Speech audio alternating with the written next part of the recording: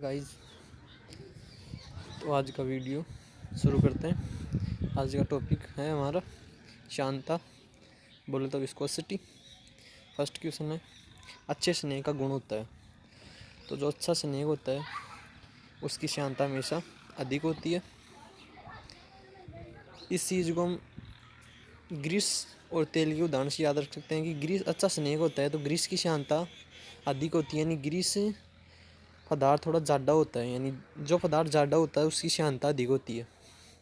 तो ग्रीस और तेल के उदाहरण से इसे याद रख सकते हैं कि अच्छे स्नेह का गुण उच्च शांता होता है।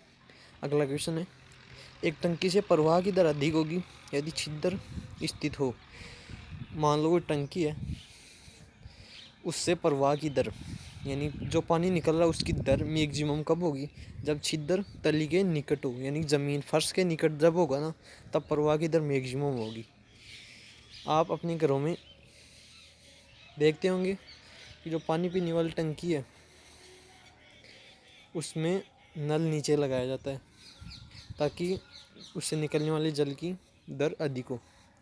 अगला क्वेश्चन है, एक टंकी की तली के निकट एक छिद्र है। एक टंकी है, उसकी तली के निकट एक छिद्र यानी कि जो सतह है, नीचे वाला फर्स्ट है, उसके निकट एक छिद्र है। छिद्र में प्रति सेकंड बनने वाले जल का आयतन किस चीज़ पर डिपेंड यानी निर्भर नहीं करता है? जल का आयतन किस चीज़ पर निर्भर नहीं करता है? तो जल का आयतन होता है वो घनत्व पे डिपेंड नहीं करता है, क्योंकि जो आयतन होता है, आयतन का फॉर्मूला होता है क्यू इक्वस टू प्रवाह की दर Q equals to A V होती है। तो प्रवाह की दर ए पे डिपेंड करती है यार, लेकिन घनत्व पर डिपेंड नहीं करती है। अगला क्वेश्चन है, एक वायुयान और पेंटागन, एक वायुयान यानी एरोप्लेन और पेंटागन जो सामान्यतः बंदूक बनाई जाती है उसे पेंटागन बोलते हैं, किस सिद्धांत पर कार्य करती है? तो एक वायुयान एक पेंटागन बर्नौली प्रमेय के सिद्धांत पर वह करते हैं। अगला क्वेश्चन है, जब किसी नली से प्रवाहित होने वाले द्रव्य का वेग बढ़ता है,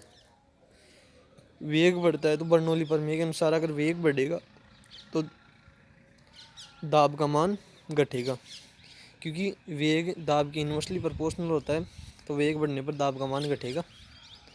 अगला क्वेश्चन है, बर्नौली प्रमेय आधारित है।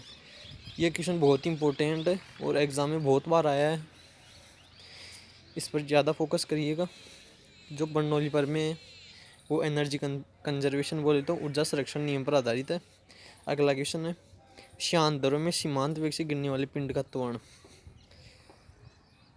तो जो शांत दर होता है उसमें सीमांत वेग प्राप्त करने के बाद जो पिंड होता है उस पर किसी प्रकार का फोर्स कार्य नहीं करता है। फोर्स कार्य करते हैं लेकिन सभी फोर्स एक दूसरे को संतुलित कर देते हैं, तो उसका कोई नियत वेग से गति कर रहा है। सीमांत वेग बोले तो नियत वेग, तो वेग ही नियत होगा तो त्वरण उत्पन्न ही नहीं होगा, तो त्वरण का मान कितना हो जाएगा? 0। और अगला क्वेश्चन है, श्यान बल अनुक्रमानुपाती बोले तो समानुपाती होता है। तो फॉर्मूले से देखते हैं, श्यान बल का फॉर्मूला होता है 6 पाई नीटा आर वी टी। तो सीधा आर के प्रोपोर्शनल होता है, अनुक्रमानुपाती यानी समानुपाती पहुँच रही है। 6 पाई कांस्टेंट है, नीटा एक गुणांक ये भी कांस्टेंट होता है, और वेग सीमांत वेग इसको भी कांस्टेंट मान लिया जाए तो दो श्यान बल है वो आर के सीधे समानुपाती होगा। अगला क्वेश्चन है, पिछले वीडियो में हमने बताया था कि जो एयरफोर्स की एग्जामिनेशन है उसमें वीमा और मात्रा का क्वेश्चन बहुत ज़्यादा बार पूछा जाता है, और मैंने बताया था कि जो गुणांक कोफिशिएंट होते हैं उनकी वीमा बहुत ज़्यादा बार पूछी जाती है। बहुत ज़्यादा बार माने तो हर पेपर में एक क्वेश्चन ज़रूर पड़ जाता है। तो आज का वीमा या मात्रक का क्वेश्चन है, शांता गुणांक का ऐसा एक मात्रक। तो शांता गुणांक का ऐसा एक मात्रक न्यूटन इंटू सेकेंड पर मीटर स्क्वायर होता है। कोई भी गुणांक या कोई भी राशि भौतिक राशि होती है उसका मात्रक निकालना चाहते हैं अगर आसानी से, तो उस भौतिक राशि का हमें फॉर्मूला याद होना चाहिए, किसी दूसरी भौतिक राशि के साथ उसका संबंध ज्ञात होना चाहिए, तब हम आसानी से निकाल सकते हैं। उदाहरण के लिए शांत गुणांक का देखते हैं, तो शांत बल का फॉर्मूला हम जानते हैं कि एफ इक्वल टू माइनस नीटा A d v upon d x होता है। तो नीटा क्या है? शांता गुणांक है। तो इसकी विमा या मात्रक निकालने के लिए देखते हैं कि एफ का मात्रक क्या और न्यूटन होता है, और जो d v upon d x है उसका मात्रक यानी कि सेकेंड इनवर्स होता है। इसको d v upon d x को वेग प्रवणता बोलते हैं। वेग का मात्रक मीटर पर सेकंड होता है, और टी का मात्रक सेकंड होता है, तो इसका मात्रक सेकंड इनवर्स हो जाता है। तो सेकंड इनवर्स अगर सेकंड एफ की तरफ आएगा तो ये सेकंड बन जाएगा, और जो नीटा ए था, एरिया था, उसका मीटर स्क्वायर, तो श्यानता गुणांक का मात्रक हो जाएगा न्यूटन इंटू सेकंड पर मीटर स्क्वायर। अगला क्वेश्चन है, एक पोइस श्यानता गुणांक ऐसा ही मात्रक का एक पोइज, यानी कि जो सीजीएस पद्धति में श्यानता गुणांक का मात्रक होता है वो पोइज होता है, और जो एसआई पद्धति में होता है वो पास होता है।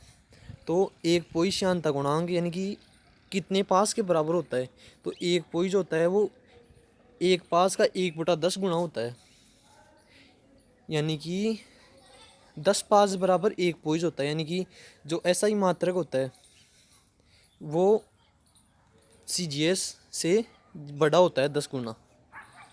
अगला क्वेश्चन है, श्यानता गुणांक की विमा। तो मैंने बोला था ये क्वेश्चन जरूर आता है, तो देखते हैं श्यानता गुणांक की विमा। हमने पहले मात्रक निकाल लिया था इसका, न्यूटन इंटू सेकेंड। तो न्यूटन यानी फोर्स की विमा होती है m1 L1 T-2, सेकेंड की टी, तो T-2 से एक टी कट जाएगा, तो m1 L1 T-1 बच जाएगा, और मीटर स्क्वायर है तो ऊपर L1 था, मीटर स्क्वायर की L2 हो जाएगी, तो L-1 हो जाएगा, तो विमा हो जाएगी m1 L-1 T-1। अगला क्वेश्चन है, आर त्रिज्या की एक छोटी गोली शांत ध्रुव में गिर रही है, तो उसका सीमांत वेग अनुक्रमानुपाती होता है। आर त्रिज्या की एक छोटी गोली, पहले एक क्वेश्चन आया था उसमें फोर्स पूछ रहा था कि फोर्स किसके समानुपाती होता है। हम दिखाते हैं वो क्वेश्चन। तो ये रहा वो क्वेश्चन, शान बल अनुक्रमानुपाती होता है। शान बल तो आर के अनुक्रमानुपाती होते हैं, समानुपाती होता है, लेकिन जो सीमांत वेग पूछ रहे ये क्वेश्चन दोनों कन्फ्यूजन उत्पन्न कर सकते हैं। आप देख लेंगे हमने आर पढ़ा तो आर टी कर देंगे, लेकिन ध्यान रखिएगा इसमें शान बल है और उसमें सीमांत वेग है। तो जो सीमांत वेग होता है वो आर स्क्वायर के प्रोपोर्शनल होता है, और जो शान बल होता है वो आर के प्रोपोर्शनल होता है। तो आज का वीडियो यहीं ख़त्म करते हैं। हमने डिस्कस किए 12 क्वेश्चन। ये क्वेश्चन बहुत ही इंपॉर्टेंट है, और मैंने जो बताया है, जितने भी हमारी फिजिक्स की बुक है उसमें जितने भी मात्रक या कोफिशिएंट की मात्रक या विमाएँ हैं उनके फॉर्मूले याद करिए आप। तो फॉर्मूले से मात्रक आ जाएगा और मात्रक से विमा अपने आप ही आ जाएगी। विमा याद करने के लिए हमें नॉर्मल 3-4 विमा याद होनी चाहिए। 3-4 विमा कौन सी, एक तो फोर्स की, एक वर्क डन की, और एक टाइम की। हम जानते हैं टाइम की विमा T1 होती है। एक आवेश की हम जानते हैं, आवेश की विमा A1 T1 होती है। तो इस प्रकार 4-5 विमा नॉर्मल विमा आपको याद होनी चाहिए। अगर ये नॉर्मल विमा याद कर लेंगे और सारे फॉर्मूले याद कर लेंगे तो जो 1 नंबर का क्वेश्चन है वो आपका पक्का हो जाएगा। और ये ज़रूर 100% गारंटी है मेरी, ये क्वेश्चन ज़रूर आता है ये क्वेश्चन। तो एक क्वेश्चन आपका पक्का हो जाएगा अगर आप सभी कोफिशिएंट के फॉर्मूले याद कर लेंगे। तो थैंक यू, आज के लिए इतना ही, कल फिर मिलेंगे। Thank you. वीडियो को सब्सक्राइब कीजिए और शेयर कीजिए अपने फ्रेंड को। Thank you very much.